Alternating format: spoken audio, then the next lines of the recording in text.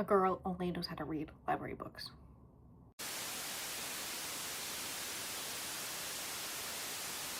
Oh, hi, this is a part two. This is a part two to me catching up on my arcs. Hello, I'm a person who is very, very, very behind on her arcs. It has been an issue since around fall of last year. Yes, I did just say that sentence. Whoops. Part one came out a few months ago, from when you're seeing this.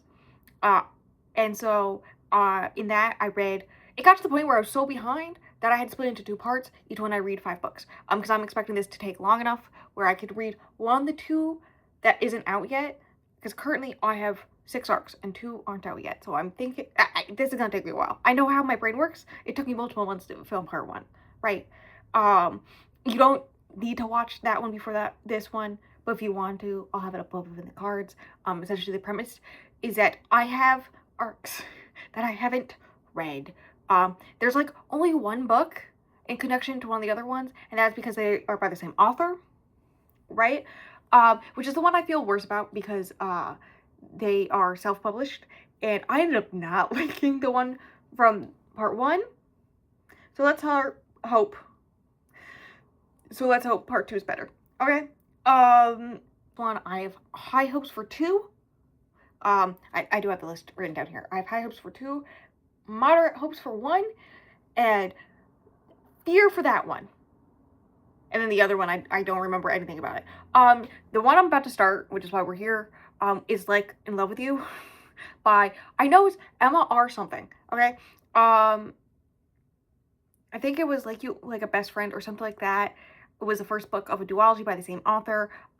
There's been like a resurgence of modern-ish takes, especially based off of modern early 2000s media take on Regency romances, but bonus points if they're gay.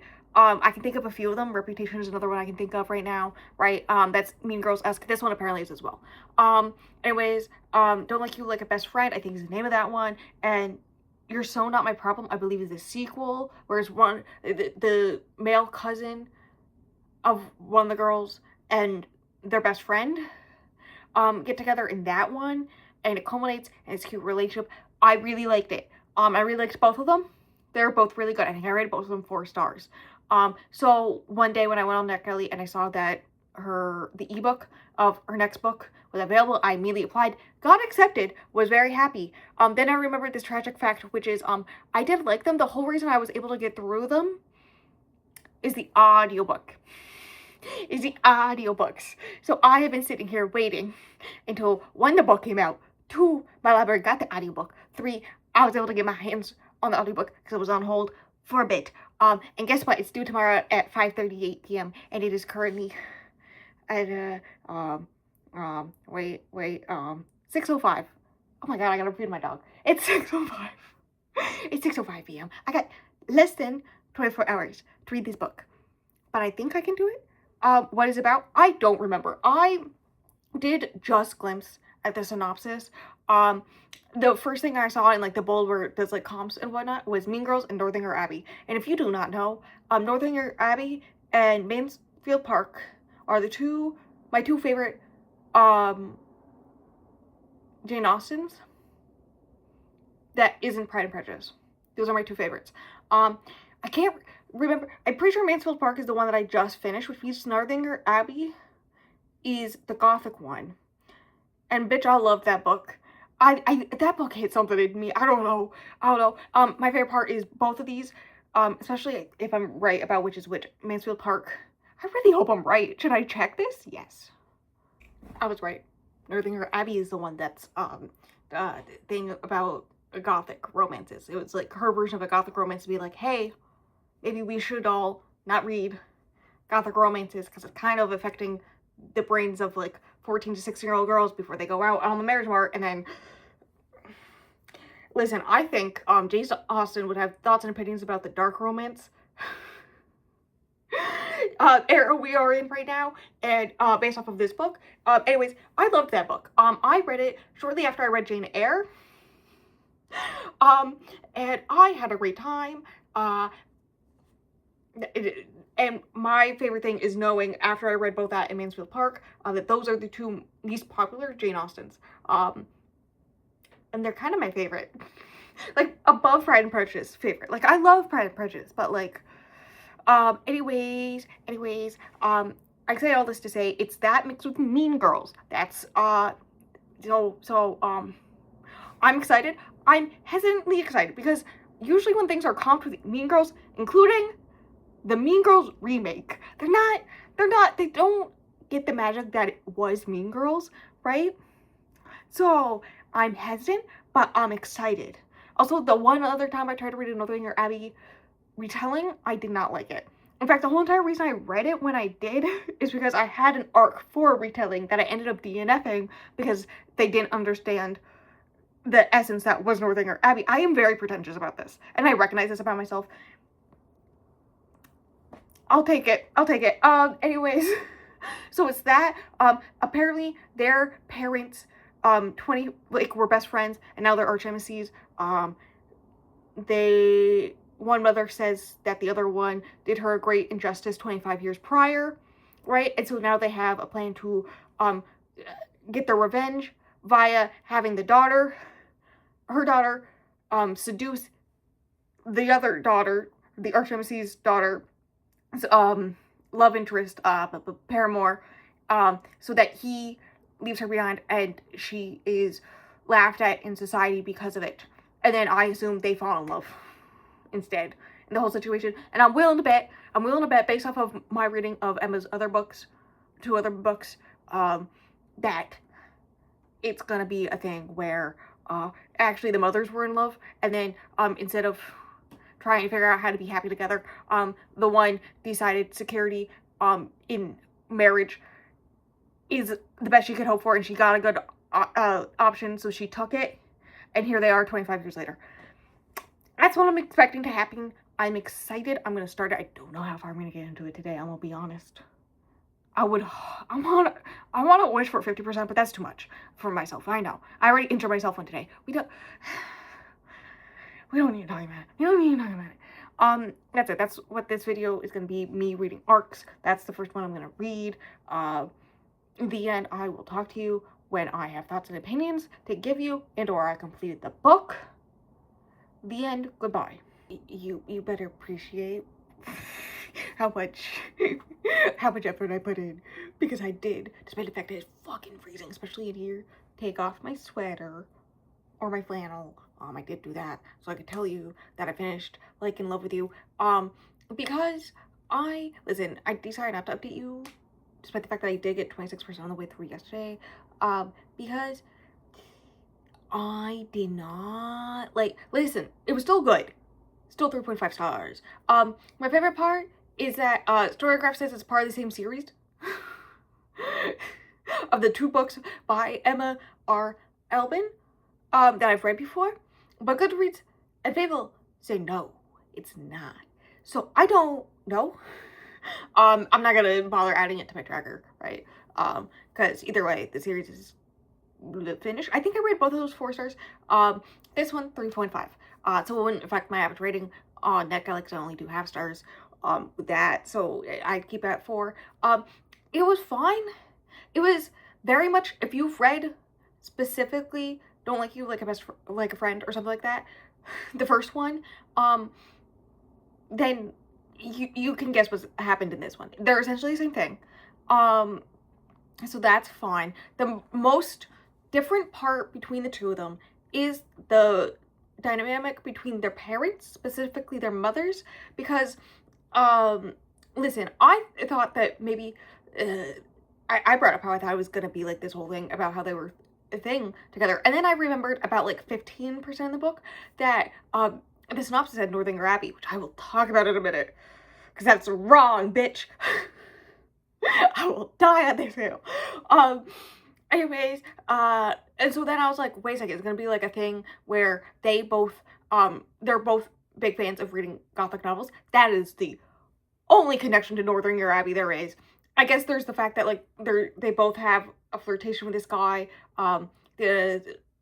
Rosalind has a thing with this guy who for like the past year he's been courting her, and so the assumption is that he's gonna propose this season. And then Catherine shows up, and she's pretty, and he ends up liking her as well. And also because of what happened with their mothers in the past, who used to be best friends, Catherine's mother and her make up this plan to kind of ruin. Catherine just goes along with it. It's very much her mother's plan. It's very much both their parents, both their mothers, very much make these plans, do these things, without, talking to their children at all. And it is like a point of the book. Like, that's a whole aspect of the book. But to like steal Dean away from the two of them, Mr. Dean away from Rosalind, and then by marrying him, she'll be, I can't remember if it was an Earl or a Duke, one of the two. So she'll be titled now, and so then they to show her up, right, for revenge, right. So I remember the Northanger Abbey thing, and I remember the fact that they both really like to read Gothic novels, and so I thought in their talking and then friendship and Persian friendship and flirtation, they would in a Northanger Abbey-esque way, because like the whole competition of Dean is a little bit like Northanger Abbey, but just barely if you like squint very hard. There was a part where he talked about horses for a bit, and I was like, oh my god, that's like Thornton. I'm 98% sure that's his name, Northanger Abbey, and the fact that I remember that's how you know I like that book. Anyways, I thought it was gonna be like in Northanger Abbey, where they based off of their reading of Gothic novels, Gothic romances, they come up with a dumbass theory of what happened between the parents. Except, no, because Rosalind learns 98% of the truth pretty early on. And then when you learn the full extent why, like, you know the what, but you don't fully know the why, neither does Rosalind, until like 75% of the way, and then you learn the why, and you're like, okay, that's still a shitty thing to do, and nobody, like, you are still in the wrong, but like, we can all, as both the reader and everyone in the book can recognize, hey, it's understandable why you thought this was your only option and you were trying to save your best friend. Like, it makes sense, right? But like, yeah, it wasn't that, so it wasn't Northanger Abbey at all like that. And then I started being like, this is very much Emma coded. Because I've already talked about how their mothers are very much making choices for them, especially when it comes to Mr. Dean, and who they're gonna, like, I was gonna say seduce, who they end up courting and whatnot, and all those choices are made by their mothers and whatnot, and how, especially Rosalind's mother, is very big into the whole aspect of, at least she was very much into the whole aspect of controlling everything and what everybody does for their own good, including everything that happened with Catherine's mother. And so, and then how that parallels with Rosalind and how she is, before this book, with her two best friends, trying to find them perfect matches and whatnot. And it's very Emma-esque. I was thinking it was Emma-esque, but like, Emma Light, like, she's much nicer about it. I'll give her that. She's much nicer about it, and whatnot. When it becomes very clear that one of the friends and one of the guys that she was trying to set her up with actually wasn't a good match, and then she realizes a much better match, which is closer to home, she very quickly pivots, and she's like, yes, that one, right? But it's very much like her controlling everybody else's matches, right? Meanwhile, she's just standing there with boring-ass Dean, right? And so it was very Emma-esque. And I'm pretty sure, I'm like 98% sure, Don't Like Me Like a Friend, or Don't Like You Like a Friend, the first one, in the synopsis, says it's Emma-esque. It's Emma-inspired.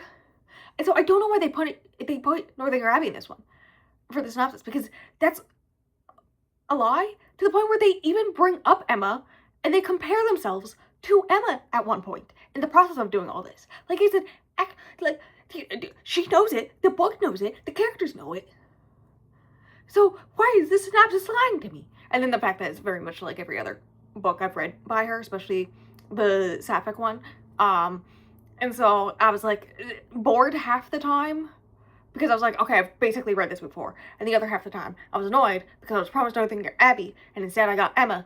And if you know anything about my preferences when it comes to Austen's works, Emma's on the bottom. So, yeah, the end. That's in review 3.5. I don't know when I'm gonna read the next book for this. I'll let you know. Actually, I do have another library book for another one, like an audiobook for another one. I want one of them to have the audiobook, but like, the library won't get it. It's annoying. Anyways, yeah. Oh, the most important part of all of this, the most exciting part of reading this whole entire book was trying to get it in before the time limit to the library, and I got it in with 8 minutes to spare. That was the most exciting part, honestly. The end. I want to go check on my laundry because for some reason it's not heckin' drying. And I want to fold it. The end. Goodbye. I'll talk to you later.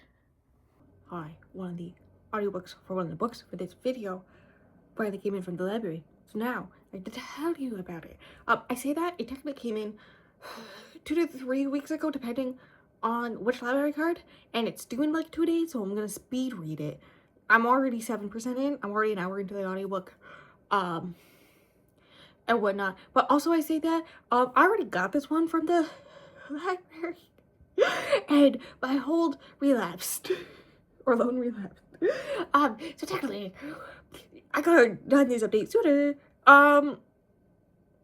Here we go. Silver and Blood is what it's called. Good times. Here, let me explain why. This is one that I requested. The book itself hadn't come out when I started filming the first part of this video. Like the first one, that's how, I mean, at least it's only January and not like November, like some of them.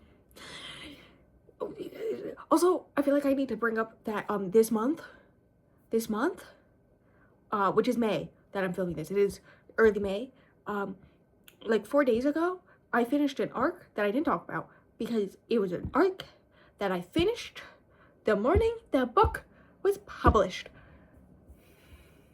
I know, we should all clap. Anyways, I have so many more arcs now. People keep on offering me their arcs. Why was I offered the Courtney Gold? Also, I got the FT Lukens. I thought I'd shoot my shot. My ratio is so bad, I didn't think it was gonna happen. I keep on getting them. I don't know why. Oh, and then there was one I applied to like 6 months ago. And it just came in like 2 days ago. So that's fun. Anyways, Silver and Blood, which is the reason why I requested it is because I have a series where I read romantasy to see what I like in romantasy. I've done 2 of them. I've read 8 of these books. Do I know what I like? Good banter, I guess? I don't know. Not really. It really depends on how the male main character is written.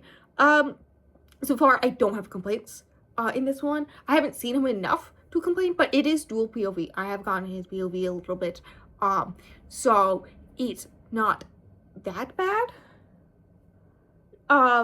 Where I immediately dislike it, like I did with Quicksilver, that's, so, you know, there's that. Now here's my thing with this book. Oh yeah, I requested it because I was like, maybe I could use it for that video, and then I never did because I forgot about it, and here we are. Anyways, but here's my thing with this book. It is giving very strongly one of my favorite books last year, which is Where the Dark Stands Still, I believe, by A.B. Pornick. If you watched the first part of this, she is the author of the Treachery of Swans, which I read in the first part, which I only requested because I read Where the Dark Stands Still, which was her debut, and I loved it. 5 stars. It was so good. Right? This is so similar. It is me side-eyeing it heavily because it's so similar. Except that one I liked more so far. Maybe if I read this one first, but I don't think so because that one, that atmosphere, it was very woodsy. and cold feeling and really good. And also the Beauty and the Beast aspect in that one was mostly used as like a promotional aspect, buzzword type thing. I get it. Simon Teen's fault, not hers. The actual like connections to other stories and whatnot, and all that fun stuff. And also, I think it helped the general feeling of the book and the atmosphere of the book is the fact that it is also inspired by Polish folklore, and whatnot. This one does not have that. It is just a Beauty and the Beast retelling. It's just Where the Dark Stands Still. I really hope that's the right name. It is. Oh my god, look at me being right. It is very Where the Dark Stands Still light. It actually kind of reminds me if Assassin's Apprentice? No. What's the name of that book? You know, the one. I read it for my romantasy series. I can pull it up. Assistant to the Villain, that's what it is. Assistant to the Villain, where it's like she's the assistant to the villain, and that's the whole gimmick. The female main characters of this one reminds me of that one, but the whole gimmick of the whole book is very Where the Dark Stands Still, and I liked one of those. Whoops. Anyways, you maybe like, what's happening then that makes it so similar? I think the most different part, I guess, is the reason why they go into the woods in the first, like, chapter. In this one, Rayla, I think that's her name, I think that's how you pronounce it, she is, a mage. She just suddenly had magic one day, right? She is on her own, she has no family, she lives in this small village where everyone knows she has magic, and they kind of treat her kind of iffy, like, they don't look in her eyes or anything, because, like, they're kind of scared of her and whatnot. She has no control of her magic, right? She could go into the city or somewhere more populated, but she's scared of doing that because mages are kind of rare now, so the king keeps on sending them off to fight his wars and die. So she doesn't want to do that. Valid. The book starts off with her house being barged into while she's sleeping in the middle of the night because one of the townspeople, her husband, was in the woods in the middle of the night, heavily insinuated he was sleeping with somebody else. He was trying to get some hooky in the out-of-bounds woods because there are monsters in the woods, and he went in there in the middle of the night so that he could sleep with somebody who wasn't his wife, and he got attacked, right? My guess right now is it is the wolf. I will explain. And so they barge into her house, a bunch of the townspeople, to be like, hey, you're our mage? You gotta go into the woods and take care of this monster. So the next morning she does that. Cause what are her other options, right? They'll attack her otherwise, right? So she goes in, and is immediately attacked by 2 monsters instead of 1. So she's having some difficulty. Good times. And they, instead of like tearing and biting like the guy had, they use poison, so they poison her, right? She would have died, and then Garrick shows up. He is the love interest. He's another mage. He shows up. He has like flame magic. He defeats them very easily. And then he notices that she's poisoned. He's all like, kill yourself. And she's like, I can't do that. And then calls him hot. Girl, not the time. You're literally dying in his arms right now. And she's calling him hot, but it's also supposed to be like this whole like, oh, I fell onto him when I tried to like step away because I'm poisoned and I'm not living against a tree anymore, so I have to fall against something, and it's his hard chest. That's the type of vibe we're going with right now, okay? I'm not having a good time. And he's like, girl, what? And also, he has a big giant wolf. Yeah, that's the wolf, I think. Attack the guy. So he takes her to his house. I think it's in the middle of the woods. I don't know. All this stuff up from her entering the woods, like the reason why, is very Where the Dark Stands Still, right? He heals her, right? And she is wakes up, tries to leave, goes and gets food, whatnot. But the house has a mind of its own, and it's changing where, like, doorways go. So it's forcing her to go where it wants her to go. Where the dark stands still. At least that one, the reason why she was staying in the house in particular is because, a deal she made with him. Slash a payment thing. But whatever. So she's there, learns or realizes that he has, like, a giant scar on his face, which is why he was like, girl, what? When she was like, oh my god, you're so attractive, when she's literally dying in his arms, right? And all this jazz. We learn he has a shit ton of magic, right? Specifically, the house keeps on directing her towards the library, so she goes to the library, and there's all these dusty books, so she starts cleaning them and taking care of them, and he comes and he's like, bitch, what the fuck are you doing? She's like, cleaning? And so he just magically does it, and like 5 seconds, like, that's how much and she's, from her point of view, we understand that's a lot of magic to do that, right? Yeah, no, that's essentially it. Also, he makes her a pair of boots. Man, that's essentially all that's happened. She did cry at one point because, like, her life, mostly because her mother died, I think giving birth, I don't know, when she was, like, really young, and she has 2 books, and one of them from her father, one of them from her mother, and she, after he magically cleans the library, she's going through the books, because the house is still literally the library, and she finds, the same exact book, that is the one from her mother, right? That is fairy tales. So she starts crying, understandable. And then the wolf has been very kind to her throughout this. It's, like, definitely made itself smaller to make it so it's less scary to her, right? It's definitely more like large dog size now. It was like the size of a horse, and now it's large dog size. At this point in the book, and it brings her a handkerchief. It also, like, directs her to the kitchen at one point, so she eats food, and tells her to eat, essentially. But it brings her a handkerchief, and then lays his head on her lap to emotionally support her. The best character is the wolf. I will not be taking questions. You know, it's just reminded me of a very similar book that was much better and written 2 years before, so, or came out 2 years before, so I'm not having a great time with it. I'll probably finish it, mostly because it fits the prompt perfectly that I was having issues finding a book for the r/fantasy bingo board, so that's probably gonna be the only reason I finish it. I'm gonna be honest.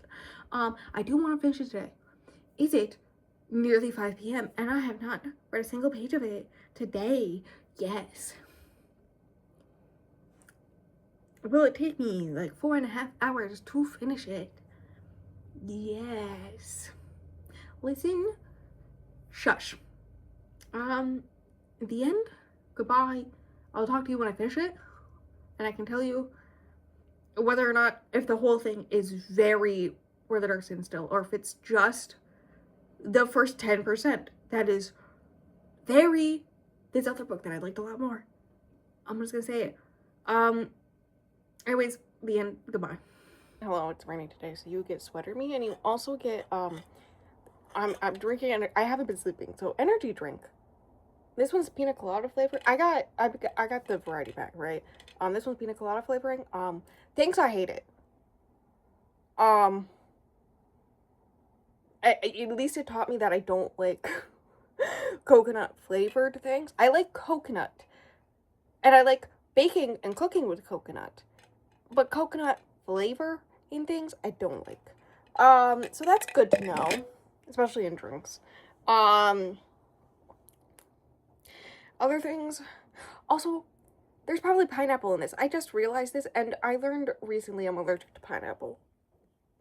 No wonder my allergies are acting up today. God damn. This is why I have emergency Benadryl. Anyways, this is me trying not to talk about the book because I don't want to talk about it. I also have to go write a review because, like, it's an arc. I have to write a review. I need to figure out what I'm gonna put in the review. In case you're wondering, it has been almost exactly 2 months since I started Silver and Blood. According to Goodreads, I started it hilariously, on my sister's birthday, May 7th. It is July. Actually, I got that wrong. I started it on May 8th, and it's July 7th. I thought I had started May 7th and finished July 8th. No, it's the other way around. Yeah. Like, if I had finished it tomorrow instead, I decided to read the second half of it today, because I have other work I need to do, tomorrow. So I was like, I'll just read this one. I'll finish this one really quick. Good news is I have it, despite the fact that it took me so long to read this, because I kept on putting it off because cough, I didn't like it. It's me so long that the audiobooks for every other book, minus the self-published one, for this vlog, have come in. Also, one of the books I was gonna possibly do for this video, one, technically not published yet. I think that one was gonna be published next month in August. But hilariously, I did start that one in DNF. The fact I DNF'd that one and not this one is hilarious to me. If I had the audiobook of that one, maybe I would have finished it. Anyways, yeah, I didn't like Silver and Blood. If you didn't gather that from my first talking about it, I already talked about how it reminded me of one book that I really love. It also reminded me of, it's right here actually, not the book I loved, Quicksilver. Reminded me of Quicksilver a little bit. Especially the second half reminded me of the first half of Quicksilver, which the first half of Quicksilver, if you do not know, if you did not see the video in which I read it, I hated the first half of Quicksilver, hilariously, and then, oh god, my bookshelf, no! It's okay, I fixed them.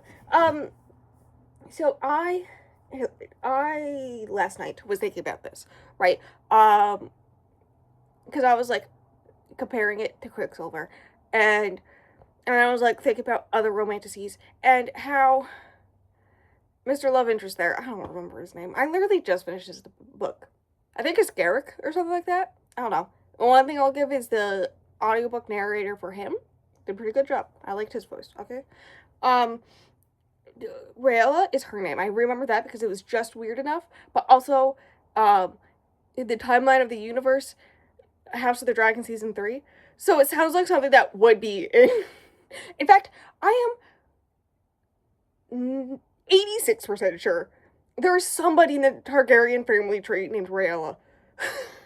Actually. So that's why I was able to remember her name, okay? Anyways, trying to figure out why I didn't like him. Because, like, the plot stuff and all the world building stuff, was a mix of one book.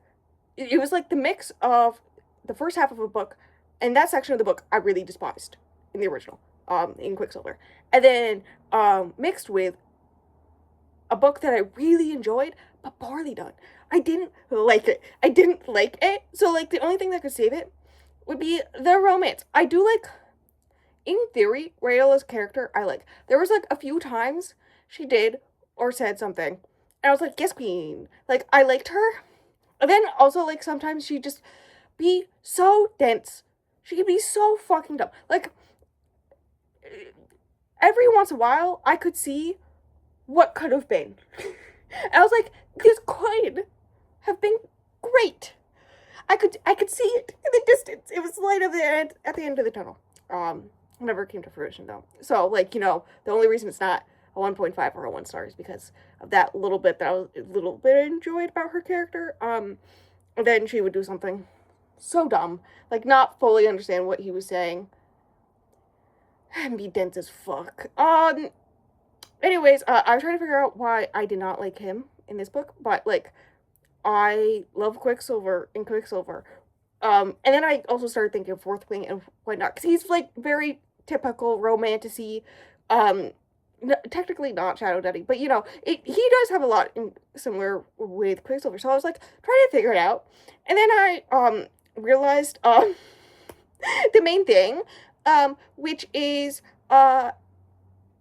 in Quicksilver, you know, it takes me a long time to get me to like him, but eventually he starts saying, and his words and his actions show his emotions. And it's well done. And I like it. Okay? Like, there was a few points while reading Quicksilver when he would say something to her, and it would just make me sit there and go, okay. In this one, Garrick, I think. Listen, one of their names was Garrick. There were two guys. One of them was named Garrick. Okay, it may be the wolf man. We don't need to talk about how there's is he technically a werewolf? Or main guy, fairy king guy. We don't need to talk about it. I don't want to talk about the lore and the world building. I hate it. Anyways. Also, that's just like personal opinion. I'm pretty sure what I'm about to say about why I don't like his character, therefore I can't root for the romance, therefore the other like major part of the book is unenjoyable, so then I have nothing rooting for this whole entire book. It is an understandable thing. I feel like everybody, when I say this, can recognize it. He never shows his emotion. Like, he purposely, multiple times it is mentioned that he locks down his emotions and whatnot, right? And on top of that, and hear me out, his emotional intelligence is that of a toddler in the midst of a tantrum. The amount of times she's just living her life, and he storms in, assumes she is betraying him, trying to cause him issues, doing something against him, forces her, is yelling at her, trying to make her, like, tell him who she works for and all this stuff, bodily harms her in that process of doing so, right? Like, it happens enough times that at one point he has to do a magical spell to make it so he can't hurt her, because if he tries to hurt her, it'll just hurt him 10 times, and she'll feel none of it. That's how often it happens. And you're telling me I'm supposed to root for this relationship? There is a point where she has a broken wrist, and he thinks that she's betraying him because, she has a broken wrist. And so, you know what he does? He grabs onto her broken wrist as hard as possible and holds her there until she will answer him. I'm supposed to root for this relationship. Yeah, no. 2 stars. Is anybody surprised? No one. The fact that I got through it, I'm very proud of myself. My reward is I get to go play a video game I really want to play. The end. Goodbye. I'll update you later. I think the next audiobook I have due on Libby is the next book for this video. Hilariously. Like, I actually think the next 2 audiobooks due on Libby are both the 2 for this video. And then there's the one that I have to read with my eyeballs only, but that's easy. The way I'm going to actually finish this video this month is hilarious. I love that for me. Anyways, goodbye. I'm going to go play video games because I need to. I need to run a grocery store to feel better about myself. Based off of timeline, I think you can actually see the video that is going to be of it already. I think it's going to be already up. Because that's a Wednesday thing. Anyways, bye. I'm going to drink my energy drink. Can you even tell I colored my hair in the time between? Because, like, in person you can, but in video I don't think you can that easily, at least. I don't know. Anyways, I just looked at the title of this book. The Trial of Wings and Flame. I can't read it from here. Something like that. It's been a long time. Okay, we're not here to talk about it. This is the one, in part 1, I read a separate book by the same author, which was a second book in a trilogy, I believe. What will be a trilogy. I liked the first one fine enough. I was not the biggest fan of the second one, right? Which is what I read in the previous episode of this. In this episode, I applied to this one before I read that one, and then I didn't like it. So I was worried to pick this one up, but pauses for this one. That one is more of an urban fantasy. This one is more of a typical high fantasy. Now, I was slow getting into it because I was not intrigued by the plot. Reading the synopsis, I think I just applied without reading the synopsis. And hear me out. Books where there is a trial for somebody's hand in marriage, not my favorite thing. I've read a few of them. I DNF'd one of them this year. The only one I can think of off the top of my head is the, I think, third book in the Dark Olympus series. That's the only one I think I liked. Essentially, okay, it follows Princess Ren, right? Essentially, her father is very abusive towards her and rules with an iron fist. She has an older brother, so she is second line to the throne, right? The plan is that using the power of gods, blah blah blah blah, they're gonna marry her off, and there's a trial for, like, a battle trial for her hand in marriage, and it is heavily insinuated that unless if one of the guys wins, one of the guys has enough power in his family where he will let her live because that alliance would be useful. But otherwise, if any of the other guys wins, also that guy is obviously the worst. He's the one that's sexually harassing her constantly. If any of the other guys wins, he will just kill both of them because she's a threat to his rule. He's very much like their father. Blah blah blah. So they're the realm of light, right? Which is why the title is the way it is. But then there's like around it is the dark realm and the mist and stuff like that, where magical creatures like wings, like typical fey creatures like wings and horns and whatnot, are living it up. Except, her father has essentially started a war with them and killing them all off. And the ones he doesn't kill off, he takes off their horns and wings and forces them to be slaves. So not a good guy. Right. And so pretty early on in the book, like first chapter, we are learning that she's all like, hey, I don't want to marry any of these men that I don't know. Like, she hasn't even met any of these men yet. Most of them are older than her. Like, a good chunk older than her. And all this stuff. And, right? And so she's like, this is weird. And also she's, like, been rebelling against all this her whole life. Her mother did as well. To the point where her own husband assassinated her. I don't think it's technically assassinated. I think it's executed. There we go. He technically executed her mother for her rebelling against him. Yep. Don't know exactly what she did yet, but yeah. So Ren is very much like that. Her personal guard, Leaf, spelled Lief.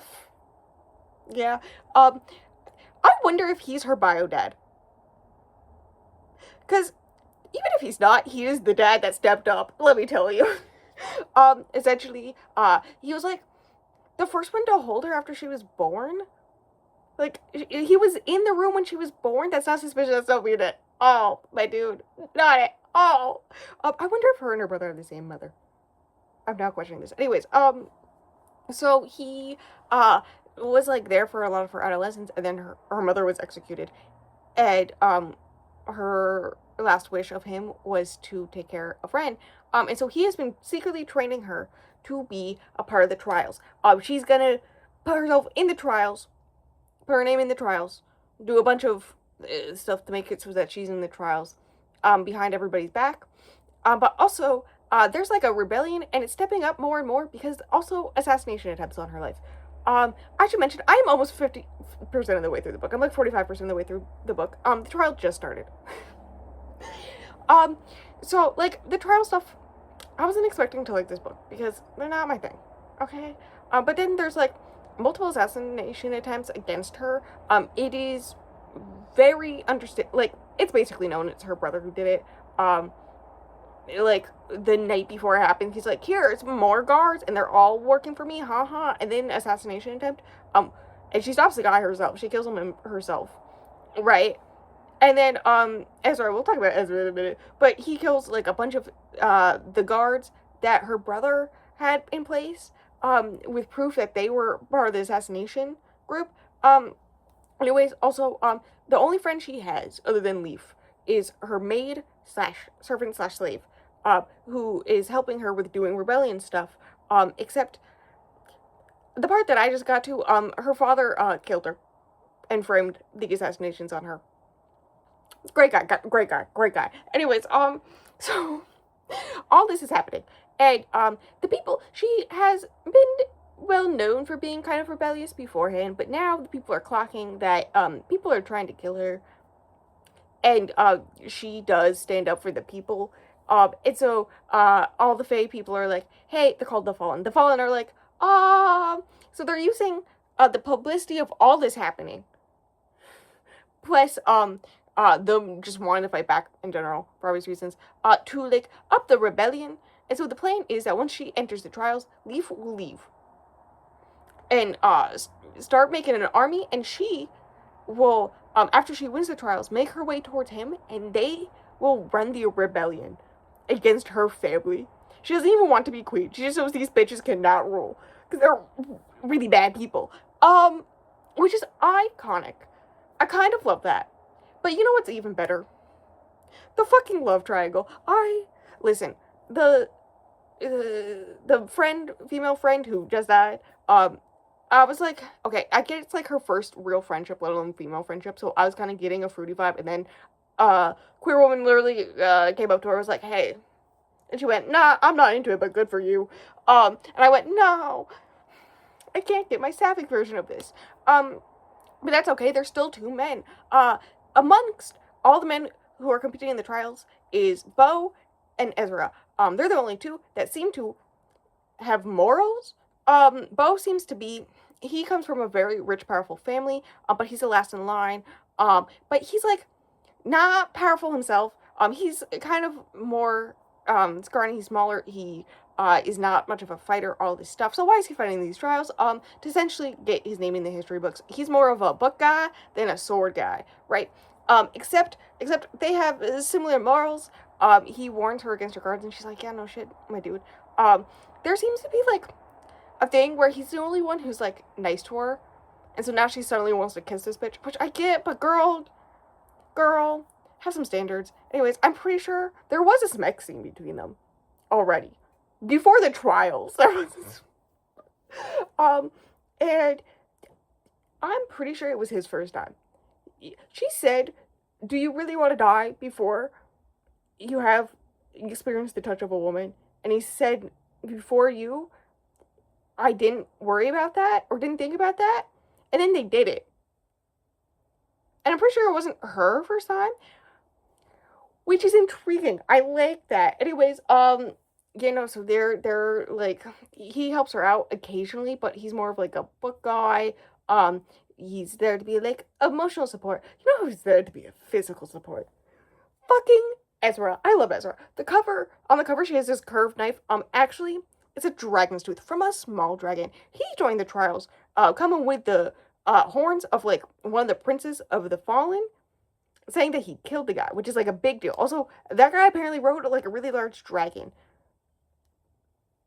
And, when he gave her the dagger as the engagement present, he said, and I quote, he rides this dragon. And she went, you mean rode? And he's like, uh-huh. And I went, oh.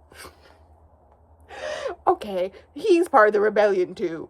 Obviously, anyways, he is, I can't not picture him as Henry Cavill. Right? Because he's, like, tall and dark and scruffy and big and muscular.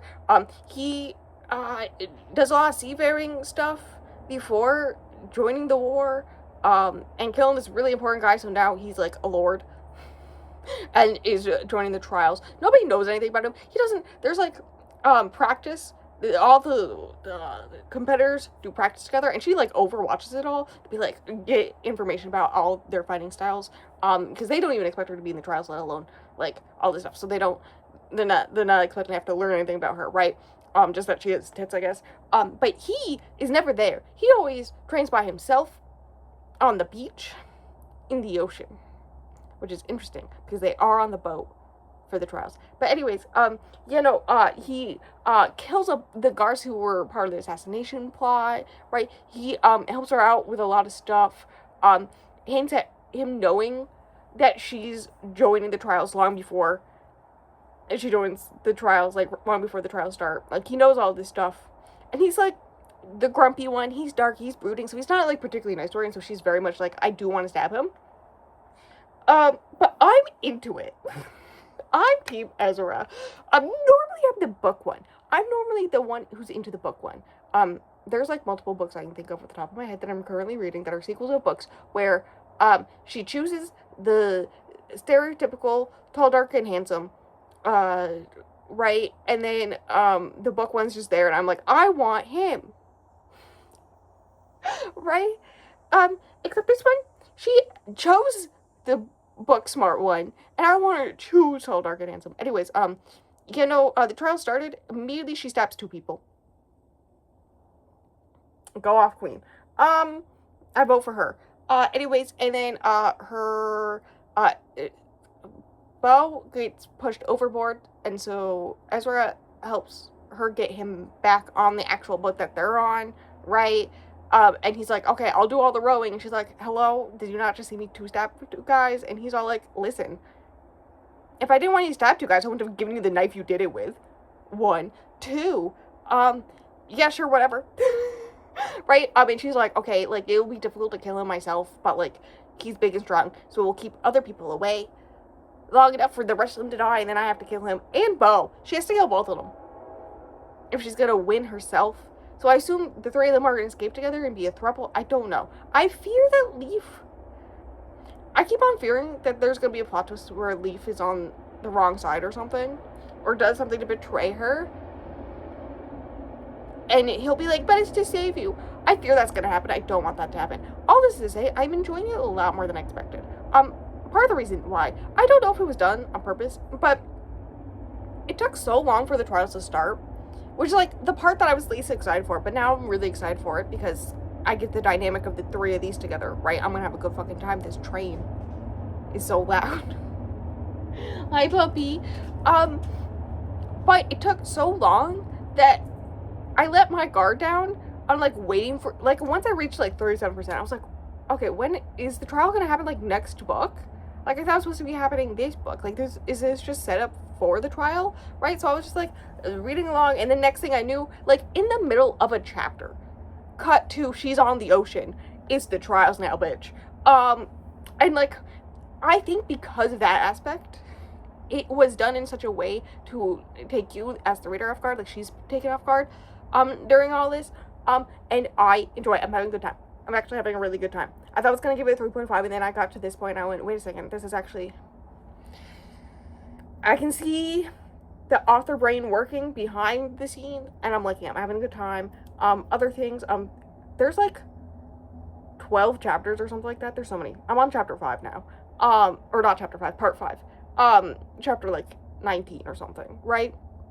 And in between each part, there's, like, 4 chapters in each part, but in between each one, there is a section of, like, the in-universe religion, how, that works and whatnot. And so, that's happening, and that's intriguing, because, like, all this is in name of these gods, especially one of them. And the way that she voices her opinion about this one particular goddess, and whatnot, I'm intrigued on what's gonna happen. And how, if it's gonna be, like, parallel through the actual relationship between the 3 of them, because now there's 3 gods. And I could tell which one will be the ocean. He does the ocean stuff. Of course he'd be the ocean, but I feel like Bo would be the ocean god, and, tall, dark and handsome Ezra would be, the wind god, because, like, the wings aspect, and he killed a creature with wings, supposedly, and the it's, like, very dragon-esque, right? And he's dealt with dragons before. Right, and he's the darker one, and she's already with Bo, so, like, I can see where it's gonna be paralleled, I'm pretty sure, and I'm excited, I'm having a good time. That's it, that's the update, I'm having a good time. I'm gonna try to finish it today. Before today, I was 10% in. I feel like I need to bring that up. I'm breezing through it right now, I'm having a great time. So I'm gonna try to finish it today. I thought I should update you instead of me being, like, finishing it at, like, 8 p.m. and being like, hello, I finished a book that I never even told you I was reading. So that's that. That's the update. Goodbye. I'm gonna go pet my dog and read it. Actually, I'm gonna make lunch. I'd say it's just like 3 p.m. 3:30 p.m. Yay. Well, I am 53% of the way through. But I have too many thoughts and opinions, including but not limited to I had a headache all day, but then I ate food. I didn't have a headache. It's almost like if I had eaten food. I would have solved it. The trials is giving the Hunger Games, especially Catching Fire. I don't know if it's just because I was just watching a thing about Sunrise on the Reaping while I was eating food, but it is giving. Okay, so like, I mentioned they were on water, and then there's a beach for a little bit, and then there's a rainforest. And they're in the rainforest section, and there's creatures that are trying to kill them, but they're also trying to survive everybody else. Bo is already injured. He is so PETA coated. And I just clocked this. And I do kind of love that. Hear me out. I do kind of love that. I wasn't a PETA girl until my adulthood. I understood when I reread it, I think it was during COVID, actually. So I would have been 21. But, and hear me out, Ezra, this may fix my problem with every guy named Ezra since watching Pretty Little Liars. Hear me out. I kind of love him. Also, I have a new theory, which is, he's actually, the fallen prince that he says that he killed and had the horns of. Because, she asked him how did he kill that guy, and he just says he got off his dragon and walked into his enemy's lands, or through his enemy's lands, and that's all he said. And she's like, it's weird that he's not bragging about it. Like, that's suspicious. That's weird. I have a theory that it's him, because like we got confirmed pretty early on that they can regrow their horns. So what if it's him? Also, my theory about the in-between parts, about the religion being paralleling what is happening throughout this book. I then immediately read one of those in which this guy god picked up the lady god, was clearly a Ren. There's so many comparisons throughout the book, like it's mentioned already, that there's so many comparisons between Ren and her. Aria, whichever way you pronounce it. And there's Nyx, who's the water, and I think it's Wraith is air. So her and Nyx were a thing, and then Wraith came, like she was in danger, and he came and saved her before Nyx could get there, and then Nyx gets really jealous that he saved her before he could. That's what he's jealous of. Okay. And so it makes water really treacherous for everybody, and thinks of a plan to get revenge on them for it.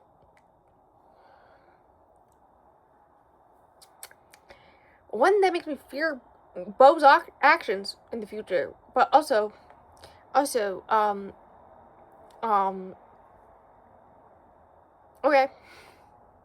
Okay, I have thoughts and opinions. I have so many thoughts and opinions about that.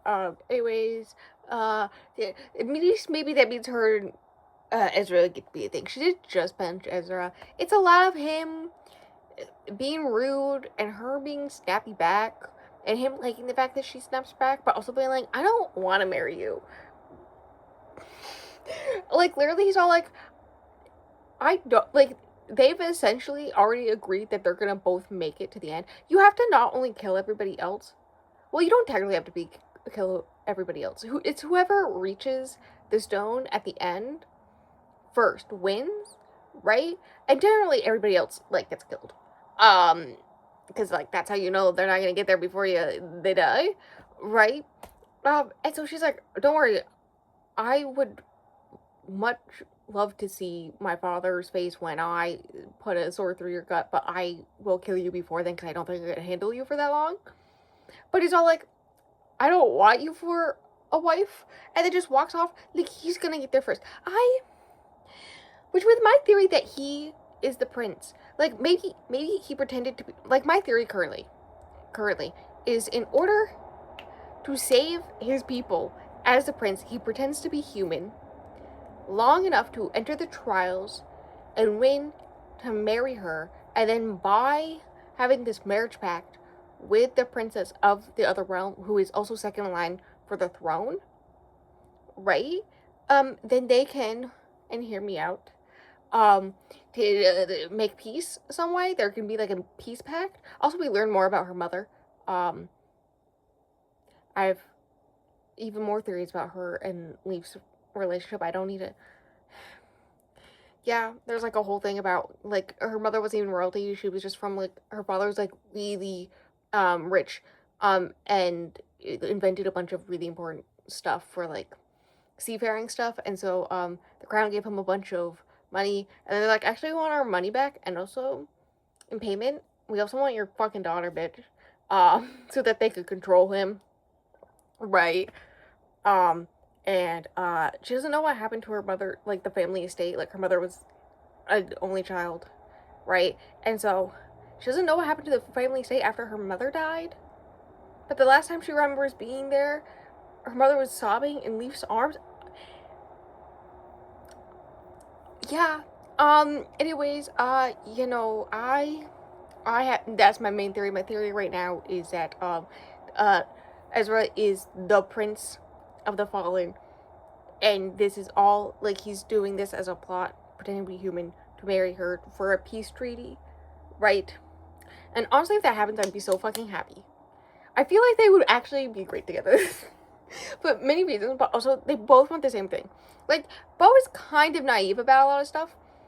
When it, like, he's all like, oh my god, be careful with your guards. And she's like, yeah, no shit, bitch. Like, he's kind of naive about some of this. Ezra, like, quoted a part from, like, the religion, but, like, a part that wasn't actively in it. And he's like, sometimes you gotta read between the lines to get the truth when it comes to religion. And she's, like, kind of impressed. I'm like, hey, theory. Anyways, I'm having a great fucking time. This is great, actually. This is exactly what I needed. I needed something with enough plot to keep me entertained, but I needed romance also, like a heavy romance subplot. Because I'm kind of in a romance mood, but also not, like, straight romance. Like, flat romance, that's it. Type mood. And this is perfect for that. Perfect. I'm having a great time. Also, I should also mention, I just finished the second book of Game of Thrones, so I'm kind of in my high fantasy era right now. So, you know, I'm having a great time. This is so unexpected of me, actually. This is great. For me personally. I don't know if anybody's gonna pick this book up based on my explanations of what's happening, but I'm having a great time. And I want my theory about Ezra to be right, because I love that bitch. I am very worried that Bo's gonna betray them some way, somehow. Kind of more worried about him than Leaf right now, actually. But that's fine. That's fine. I'm gonna go. Goodbye. I'm gonna go finish it. I read for like an hour. I went, oh my god. I came, not even an hour. I came and talked to you for another 8 minutes about how much I'm going, oh my god, because I'm having a great time and I wasn't expecting it. You know that time when you're reading a book and you're expecting it to be mid and then it's actually pretty good and you're just like, oh, I'm having fun reading. Hello, I finished book. It's after 8 p.m., which means I have to walk the dog. But I update you first. 5 stars.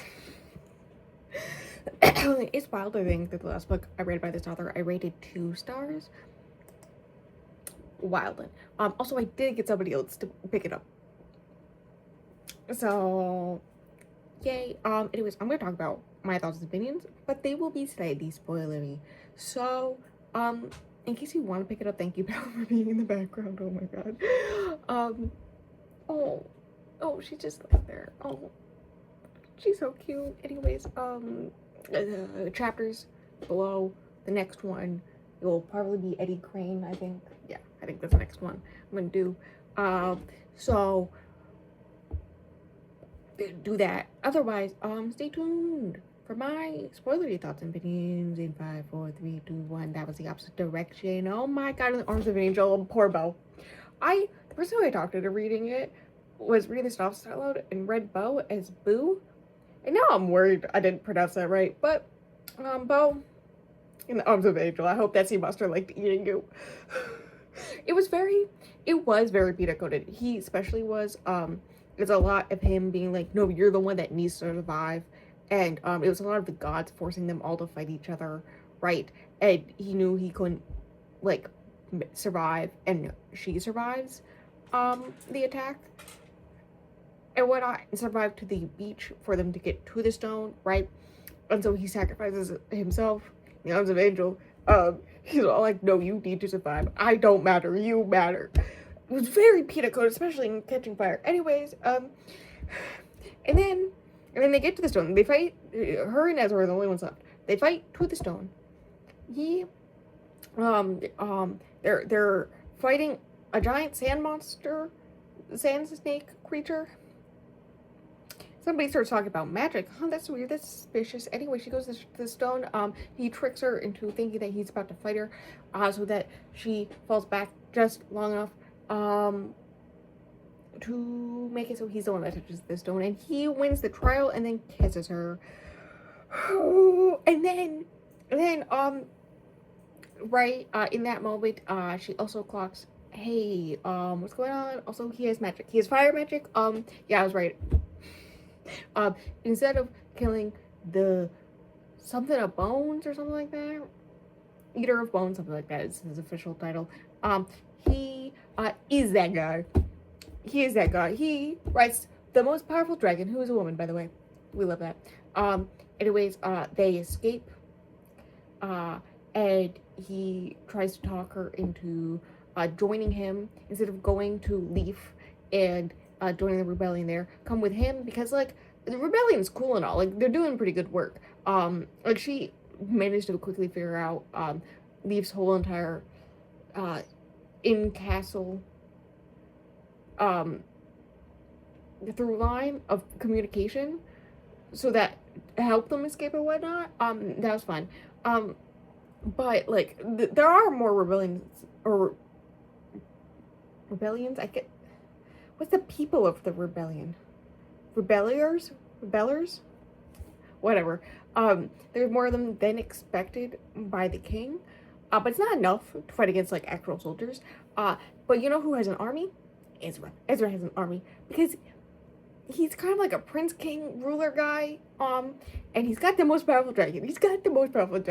And that's helpful. But not only does he want her help, his original plan was to like forcibly marry the princess so that the peace treaty would have to happen because he is the princess. But then he quickly realizes as soon as he like enters the castle that they don't actually like this bitch. They're not good people. But she's a good person. He clocks she's a good person. Right? And so he's like, new plan. You actually join me on the mountain in the mist.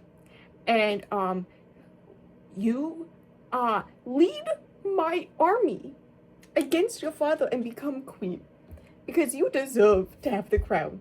And also on top of that, I will give you a dragon. You will ride a dragon. And I get why she's like angry, because you know the whole lying to her thing. And instead of like, there's one part that words it really well about the fact that like, instead of like, he could have let her win, right? And then asked her to do all this, right? Because like it was obvious at that point that he had powers of some kind, because like he was going full force with the powers to fight the snake worm creature thing and all the soldiers. So like, and also to fly them out and escape. So like, he could have been like, yes, this is who I am. I just let you win. Please join me and help me. But he like forcefully took that option away from her. So now she has to like, by law, follow his orders because like he's her husband and all this stuff. Right? And all this stuff. There's like this also this whole thing where Bo, like, she's like, I will marry you, Bo. Like, I will let you win. And he's all like, no. You shouldn't have to be under control of me and all this stuff. But meanwhile, Ezra forces it to happen. Despite the fact that like it would have been easier to talk her into it if he didn't do that. And so she has to deal with like the fact that like, yeah, technically he's right, but also he lied to her and then took away her chance of freedom from her forcefully. Even though it wouldn't have affected him either way. Which is fucking rude, my bitch. So I get why she's angry with him, but also, I'm into it. Yeah, give me a Viking. I will move the armies to go against my father to get the crown to be a better ruler than any of these bitches because I got a fucking Viking. Thank you very much. Thank you. Thank you. Anyways, I also would like to note he's so big. He's so big. And I watched the first episode of Reacher yesterday because everybody's been talking about it, right? All the hair dye was sitting. And I now am picturing like the face of Henry Cavill with the body of Reacher. I will. There's like before it's like the twist where yeah he's the fallen prince. He like bodily throws a guy into another guy so strong just by like slightly pushing him and all this stuff. And I'm like, this is so Reacher coded. Like I couldn't stop picturing him as Reacher, like how big he was, and all this stuff. So that was fun. I had a great time. 5 stars. She is joining him, by the way. That is the end of the book. She's gonna go off with him. I gotta wait until 2028. That's fine, because I know her publishing schedule in general, so I think it'll be early 2028. My computer's getting louder as time passes. I gotta walk the dog. I haven't eaten food other than 6 chicken nuggets today, so I should figure something out with that Rome. I gotta write this review. So much to do. I'm gonna go. Goodbye. But good, I recommend. On today's episode of Catching Up on My Arcs While Wearing a Pretty Dress, we have What Happened to Eddy Crane, and if you can see the cover right now, notice it's written by Kate Crane. It's really hard not to say Kate Crane, the racist author. different person. Okay, so essentially, this is not the type of book I would request from NetGalley. Because it is a true crime memoir about the disappearance of her father, right? In which, like, from the day that he went missing, she assumed he was dead this whole time. I'm at the part where she's, like, starting to get into contact with police detectives who worked the case. It's been 20 years. Like, the 20-year anniversary was coming up, and she went, nobody's doing anything. I'll fucking do it myself, right? So she starts asking questions and learns that, no, they're still looking into it. And first step is confirming he's dead. They have to find a body still.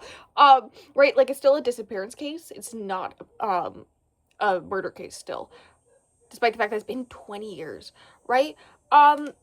So typically, this isn't the type of book I would request from NetGalley, but I have read books like this before, true crime, memoirs.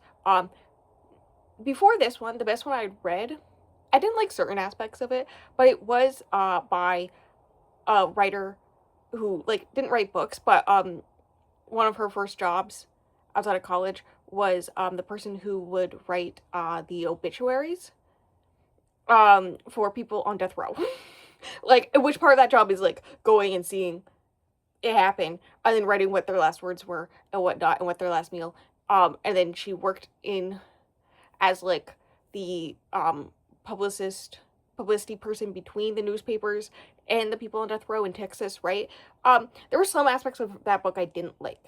But as a person who works, or worked previously as a creative nonfiction writer, it would make sense that their book was the better written one. Similar thing happening here. Kate, has, since like her mid-20s, worked for different newspapers. She was doing freelance jobs. She was doing, like, she was an editor for one point, all this stuff. She was doing all these jobs, right? So she has experience. Now we need to talk about the fun part, which is her father's disappearance, which happened on September 10th in, I think, 87, just a couple months before her 13th birthday, right? In case you're wondering, yeah, I did immediately clock, wow, it must have been wild when 9/11 happened. And then she moved to New York City, and I went, oh no. And then, yeah, she was there when 9/11 happened, and I went, oh god, that week must be hell for her. She talks about it. She talks about how she initially, like, in her early 20s, she would, like, drink a bunch on the 10th to, like, forget, but then, like, then it was 2 days of trauma back to back, and she couldn't, like, handle that much drinking in 2 days and all that stuff. It's a lot of the book is, like, her mental health through the whole experience. There's, like, PTSD, there's depression. There was, like, a whole thing where she was robbed from at knife point, and she just breezed past that, and then not much later, she's carjacked at knife point, right? And then that it increases her PTSD from her father's disappearance, I guess. Right? And so, all this stuff, the family dynamics, shortly after that happened. Like, imagine going through your teens, already a hellish time in life, right? Already the weird girl in school, going to a Christian high school, like, private school, where you have to deal with nuns and middle schoolers, and also your dad is missing. And also, like, you hate, like, everybody now for valid reasons, and then you have distance in the household from the rest of your family, and yeah, you have this weird relationship with everybody, all this stuff, right? Anyways, so that's like a whole aspect. And then there's also the whole aspect of like true crime in general, is touched on. There was a part where I want to say a few years when she was like a late teen. This is when she decided she wanted to be a writer. There was a, I wanted to say novelist. No, that's not right. There was a article writer, journalist. My brain works. I should mention I'm on Benadryl right now. And 2 cups of coffee. A journalist came to the house and interviewed the family, to be like, hey, what's been going on since, I think it was like the 5-year, anniversary or something. And so, he was put in charge of like a true crime show, like a mystery show that is loosely based off of true cases, right? And she just tuned in, like it was one of her favorite shows, so she just tuned in on a random episode, and she was like halfway through the episode before she went, wait, all these, like, it's just slightly different enough from her father's case, like the details are, to make it so it could be like, it's not the same case, right? But like the different kind of car, like her dad had a whole thing about Mercedes. It was like a Buick or something like that, like that type of situation. But like the overarching thing was the same plot, and how she felt about that. And I remember seeing a thing about victims scrolling through TV, and then an episode of SVU Victims Unit is on, and their case is in the show, and so we get like some of her internal thoughts about that. I should mention she's like journaling throughout all this. She used to journal all the time. Probably still does, honestly. So like we get her actual thoughts in the moment, right? Of what was happening with hindsight of adult her. She's in her what, 50s now? So adult her, hindsight of what was happening to her then, right? And then also her like toxic relationships with both men and women. We love a queen. We love a bisexual queen. Yes, queen. She literally U-hauled in the 90s with a lesbian, and I love that for her. Was that a toxic relationship? Yes, but and then there was like, I think around the 20-year anniversary. This is like in the like 2000s, like early 2000s. So YouTube is like a thing. Googling is a thing now. It's not as popular, but it is a thing. So she decides to look up her father. But she's like, there's nothing been written about it since the 90s. So like the chances are low. But apparently that same journalist became a writer for another show, and her father's name was just brought up as like a comparison in one of the scenes. And she's like, she now feels differently about it. She's like happy that somebody else remembers that her father existed, who was a person, right, who disappeared. She's dealing with the police right now, talking to police detectives, trying to make plans on what to do. They are admitting that they did not do a good job, and they should have called the FBI. There's like a whole aspect. I don't want to get into like the actual true crime aspect. I want to talk about the writing stuff, but there's this whole thing about how her father got into some trouble when he was younger, stealing, and he made friends with another criminal, but like he was trying to, like, he was a family man now. He had 2 kids and a wife, and he was trying, and like they bought the perfect house, like the dream house with a white picket fence, like trying to be a family man, and learns that that guy's still stealing and they're working at the same place, and so he's trying to work like different shifts than him, so that he doesn't have to deal with them. And then he suspiciously ends up missing, and they could never confirm that guy had anything to do with it, right? So like, you know, good times.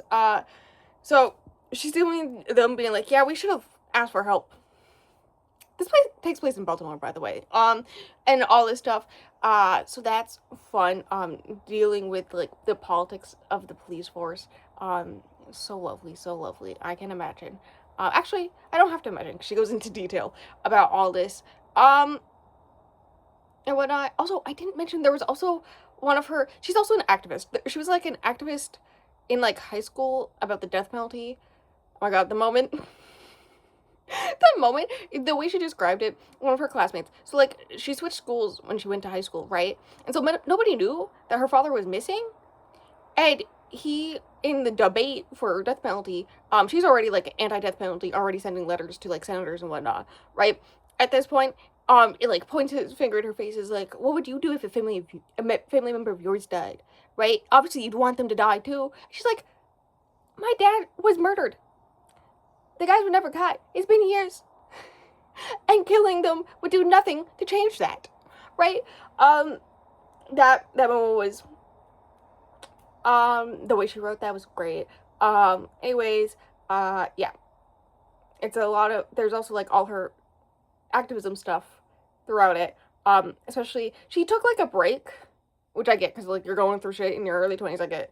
And then 9/11 happens. So she starts up her activism again. And one of her friends, who's I think also a journalist, but activist, is I think in Mexico, and police in disguise shoot him, and it's uploaded to YouTube, and she watches the video, and so now like she also has PTSD and she's grieving that, because like it's obviously it reminds her of her father. And the whole reason that she knows the videos on YouTube, and friends are like, don't watch it. And so then she goes and watches it. Because she's all like, I don't know what happened to my dad, but I can like know what happened to this guy, right? There's also like the whole aspect of like all the other activist friends are like, we need to do this to like activism, blah blah blah blah. And these are like independently wealthy people with the support of their parents. Meanwhile, she's like technically working 2 jobs to try to live. Right? And she's like, I have work, like all this stuff, and also like they want to like make a change about this case and all this stuff, and she already recognizes like people get shot and there's nothing you can do about it. Like there's this whole aspect in her early 20s. She's living in essentially like a shared house. It's essentially like a dorm house kind of, and she doesn't understand all the new like little small things about living with a bunch of people, where you have shared space, right? But she does understand, hey, sometimes people get shot and disappear, and you just gotta move on. Life continues, because what else are you supposed to do? So that's a fun time. I say that it's well read. That's what I would say. When I say it's a fun time, I'm saying it's well read. I'm having a good time reading it. It's not bad. I was worried about it. I'm having an enjoyable reading experience. It will probably be 4 stars. I'm gonna tell you that now. Most nonfictions I rate 4 stars. Unless if I have specific issues about it and whatnot. So that's that. Goodbye. I'm gonna go finish it. I'm like halfway through, by the way. That's why I decided to update you. So I didn't do the thing where I read a whole entire book one sitting. Guess who finished Eddy Crane? It's me. It's me, and it's only 3:48. Let's go. 4 stars? Listen, I did contemplate giving it a little bit higher, because it is really well written. The only other true crime memoir I read that was also by a journalist, I think I either gave a 3 or a 3.5. If I had to guess, I'd say a 3. I can't remember the name of it, so I think I actually just remembered the name of it. Hilariously. But I'm not gonna check. I think it was like a 3 or a 3.5. Honestly, if I were to rate it out, it'd probably be a 2.5 or a 3. So, and this one is much better. I highly recommend. If you are into true crime memoirs, I recommend this one. The second half is more about the looking into the cold case aspect. I think it's like been like to the late teens since she called the cold case department, because like that time he was like the detective, I think it was a detective who picked up the phone, was really rude to her, was like, I don't believe you're saying who you say you are. He said he was gonna look her up on the internet. Like, dude, this is a case from the 80s. What are you saying? Right? And it's really rude to her. And then, like, she called one of the few detectives she had the numbers of and was like, hey, this happened. Can I please get into contact with this person? Blah, blah, blah. And then he talked to somebody else and he was like, oops, sorry. But also that guy was like, I never talked to you a day of my life. Right? And all this stuff. Right? And so since then, she's like, if it was for not herself, it wasn't for like a personal project, if it was any other journalistic adventure, then she would totally call like 20 billion times. She knows that's her job, but because it's like for personal reasons, she feels weird doing it and uncomfortable and also like really distraught. And also she was going through a PTSD thing at that moment. And also the whole reason she was calling is because the guy who best bet at least called a hit on her father had killed himself. And so she was trying to get in contact with the detective in charge of the case to be like, hey, did you hear that? Because she learned pretty early on, because the person who got the 911 call was a family friend, so called the uncle, and then the uncle called her mom, and then her mom called her. So like she knew within like an hour. Right? And so yeah, it's a lot about like that stuff. Apparently she learns one of the detectives finally retires and he finally sits down there and he's like, yeah, no, so turns out motive, your father was an FBI informant. The best guess is that the FBI got track of some of the things they were doing by him and then turned him into an informant, or else he goes to jail. And then Augie, the guy suspected of doing the hit, calling the hit, before she learned this, the best guess they had was that he was possibly going to go into business on his own. And he didn't like that. But that versus FBI informant, yeah, that makes a lot of sense, actually. Why he would call a hit on him. And then it was covered up. There's like a whole bunch of stuff about how the guy has connections with a senator and a bunch of judges. And so because of that, every time he tried to go to the higher ups and be like, hey, I need this warrant, they would be like, no. So then he would go to a judge, and then the judge would be like, yes. And then he would go there to do the search, and then they would, when he hands over the paperwork, would call up some person higher up, and then they'd be like, no, you can't do this until we get there. Like, why is a mayor or senator or whatever having to show up for a search of the workplace? Like, that makes no sense. No sense.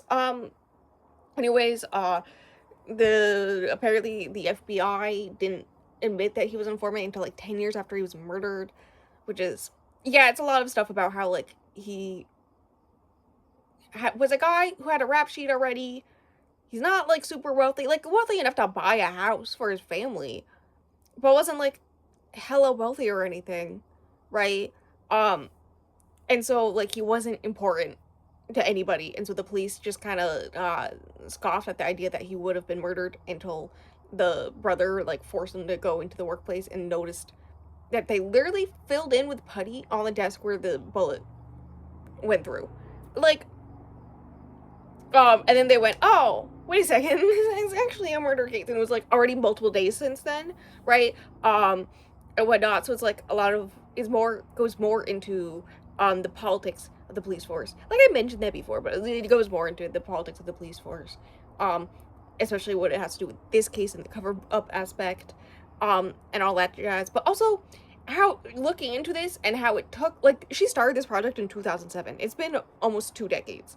And how it affected her life, especially her personal life, like her work life. This was like most of her life, so she was just taking like odd jobs, and whatnot, and working when she can, working like part-time. But she lives in New York City, so like it was difficult paying her bills. And then also she was dealing with a lot of health issues, and every time she went to the doctor would be like, yeah, it's just stress, until finally a doctor went, yeah, you have actual issues, you need to go to surgery, right? You know, the thing that women have to deal with, right? And at this point she's like 36, I think, and she realizes if she doesn't start having kids now, she won't, right? But also, like, she explains, a friend tries to get her to start dating. She's like, oh yeah, let's talk, let's like go through the exercise of what happens on a first date with anybody. They go, hey, what are you doing? And most of my life is taken up writing this book. And so I go, yeah, I'm writing this book. And they're like, oh, what's this book about? And I have to be like, oh, it's kind of a bummer. You don't really want to know. And they go, no, please tell me. And then I have to go into a whole spiel about how my father was murdered and over 20 years ago.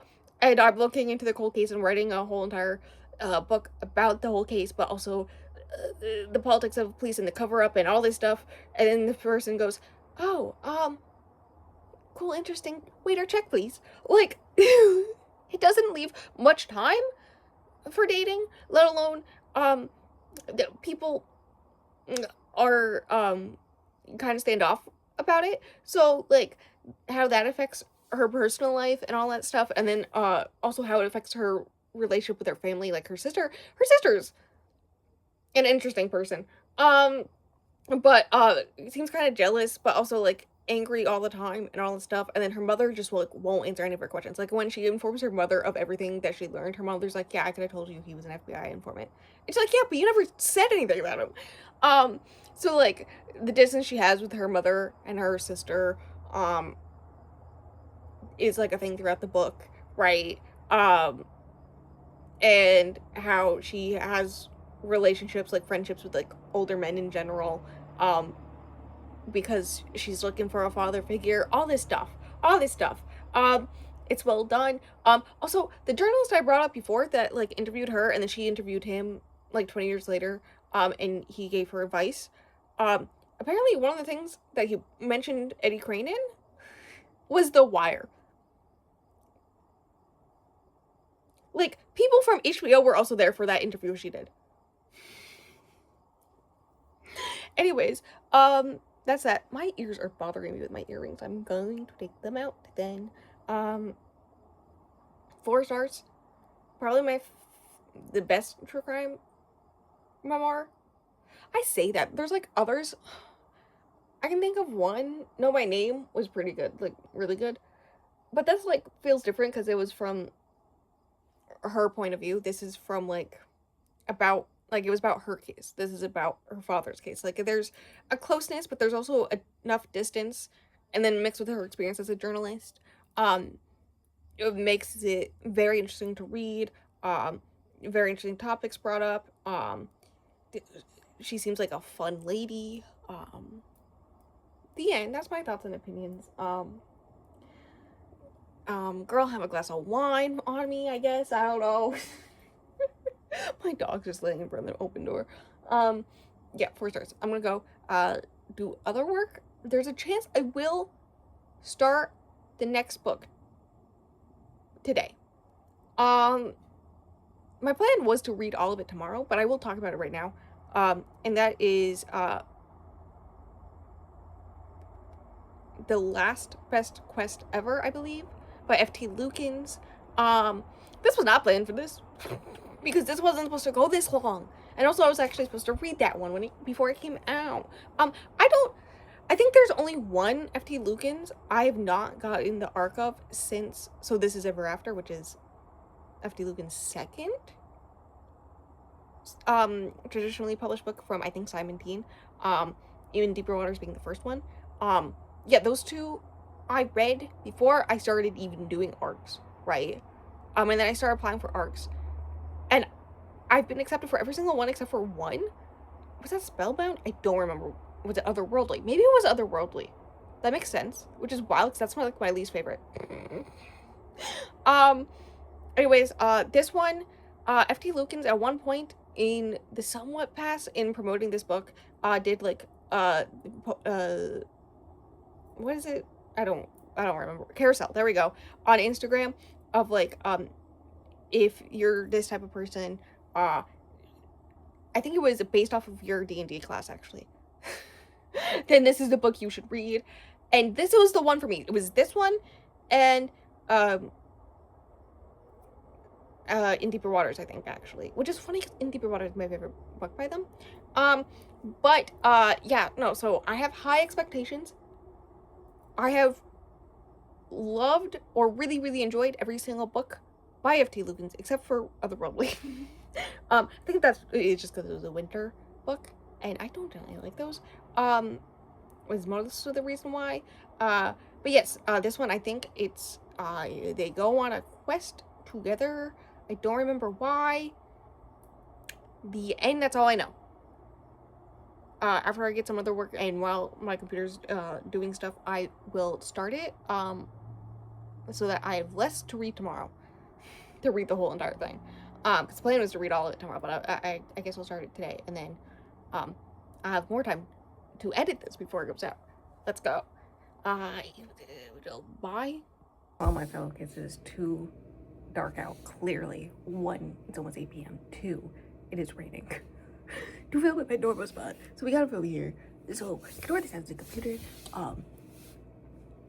Shush. Things. I finished. No, that's a lie. I read all of the last best quest ever. Or is it the best last? Which one is it? The last best quest ever. By F.T. Lukens. I did like it more a little bit than Otherworldly, which is my least favorite. F.T. Lukens. Like technically, yeah, that one is my least favorite, but like it was still 3-star. This one's also a 3-star. Essentially the plot is Eleanor is a really well-known quest person. Here's my one issue I have with this book. Is that F.T. Lukens tends to publish YA. Which like I appreciate for the YA queer books, blah blah blah. And I had a little bit of this issue with In Deeper Water as well. The rest of the books I haven't had this issue with. Actually, maybe So This Is Ever After as well, where the plot makes more sense if they're in like their early 20s. But for it to be YA, they're 17. Anyways, she is 17. Even is the princess, which is the gender neutral term for instead of prince or princess. And the non-binary one. There's usually one non-binary character. Interesting thing, I think this is the first one off the top of my head that I can think of by F.T. Lukens that isn't from the POV from the non-binary person. And that made it interesting because that means the audiobook narrator was different. Which I did notice. I did actually notice because I was like, why is this so much slower? Like, usually F.T. Lukens audiobooks are a little bit slower than normal, but like, this was like hella slow.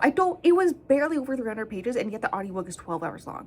I was like, meanwhile, earlier today, I finished the book that I started last night and said, that is 350 pages, and the audiobook is 9.5 hours. Like, I was like, huh? How does, like, that make sense? Yeah, that's why. Anyways, so she has a flirtation with Avon, and she's known as this great quester who always does the deed better than everybody else and gets all the money and whatnot, even beat Avon at their own birthday celebration previously, and returns home. Is their last quest. They have done their last quest. They are retiring. They're 17. Like, the aspect of her starting doing the questing, because at 12 she accidentally killed a beast, just trying to survive, like it was gonna kill her and the knight that was there, so she took his sword and accidentally killed the beast. They went, oh, they literally took her away to the castle and were like, here's some gold. And she just continued to do quests after that. Like, that aspect makes sense, like starting at that young makes sense, but like, can we not age her up like 3 years? Oh my god. Anyway, so she's retiring. This was her last quest. She returns home. She has a twin brother named Zig. He's so annoying. My main issue with this one is the characters, which I think my main issue with Otherworldly was the magic system or the lore stuff. Like, the magic system and the lore stuff in this one, and the plot was very Dungeons and Dragons, especially what was the Dungeon Dragon movie? I don't remember the subtitle of that. Here, this is how I'm gonna look it up. I'm gonna look up Chris Pine. God, that movie's so great, guys. Why is there not a sequel? I need a sequel of that movie, actually. It's so great. There are multiple sequels. Honor Amongst Thieves, that's what it is. There are multiple sequels I need from Chris Pine, and that is Star Trek 4 and that. And actually there's a third one. The third Princess Diaries movie. Thank you very much. I forgot that he was in there for a minute. Yeah. Anyways, so yeah, that's essentially the brother Zig, that's what it is, Zig, God, is jealous of his sister having all this popularity and all this money, like, so much money that they're going to all retire, like, the whole family, in a beachside property. Like, my dude, also, she's given up her whole entire adolescence to do this, right? And he is jealous of all her notoriety and all this stuff, and so he tells a couple of mages, yeah, no, my sister is actually like that that quest that you're talking about, and she's better than you think, and she can get that thing that's like impossible to find and get and whatnot. I'll make a deal with you for my own heart. So now they have 16 days to go and get this impossible thing from essentially a god. They have to go get the body part of a god for them. And it's clearly, obviously, they say it's for a cure, but they say curse accidentally at one point very early on, right? So they're clearly evil. Obviously, because they made a deal to take his heart otherwise. So she has to do this quest. So now she has a new last quest. And then as she's about to go on this quest, Avon shows up and is like, hey, I'm joining you. Lying, saying that the king told them to do it, to keep an eye on her, because she said she wasn't going to do any more quests, and then all of a sudden, next thing you know, she's going on another quest, right? Zig is like, I'm going, because this is about my life. And then, the Avon's cousin, okay, so, like, Avon is the nephew of the king and queen. Their father was brothers with the king, and the queen's sister's daughter is the other female companion. Okay, and then eventually you get across this mage / bard who helps them out and has like a bunch of secret information. His name's Rylan. He also joins. Him and Zig kind of have a thing. Anyways, the whole other thing is that she lied about all the quests she did. The first one, yeah, because there were people there. But like the dragon, her first official quest after that, was that she killed a dragon when she was like 13. No, she just asked the dragon to stop eating all the people's sheep and made sure he moved elsewhere, and they're really good friends. They hang out, actually. He shows up at one point. Best character. I love that fucking dragon. Hear me out. You know, she just the like creatures that were causing a volcano / earthquakes, actually fire salamanders, and she just moved them to a safer location for them. The reason why they were causing all this chaos is because it wasn't actually a good environment for them, so she moved them to a better environment for them. Like, stuff like that. This is what she's actually doing this whole time. Right? And so she's lying about this through the whole entire book until, like, you know it's eventually gonna come out, and eventually does, and people are obviously angry. And it comes to this whole head, and she learns that, like, maybe the way she's been doing it all along is actually the right way, and she should just be following her heart, because, yeah, she's been doing it the right way. She's just been kind, and it helps her out in multiple situations later on. Like, a bunch of other knights run through a fairy house area, and the fairies attack, right? And she takes the queen, feeds her a healing potion she has, and then puts her back in her home and apologizes for the humans. And so later on, when they're attacked by a Hydra, don't worry about it. Dave the dragon has a name, and it's Dave. Hilarious. David the dragon, and then all these fairies show up to help out, right? And the queen fairy, I think, is kind of into her. There's like a whole thing where they're in a haunted forest and there's a ghost dog, and she just asked the ghost dog if they can just like go through, and the ghost dog's like, yeah, can you just like get my ball out of this tree? And they do, and the dog lets them through, and like and all this stuff, right? And so essentially the main issue is that the whole book, Avon's lying to her about why they are there, saying that they're there, and kind of making her think that they're willing to let Zig die if they aren't able to go along with And she's lying about all her quests to everybody, and it's caused tumultuous relationship with her family in general, but especially with Zig, and then also with Aben, because also flirtation there. I do want to say when they first kissed, I was going ooh, but then I was like, oh no, the truth's gonna come out, and then like 5 pages later, yeah. And I really didn't like that. And then the other characters were really annoying. Rylan was fine, I guess. Kind of the best of the human characters, I'm gonna be honest. Zig, hella fucking annoying. Oh my god, I hated him so much.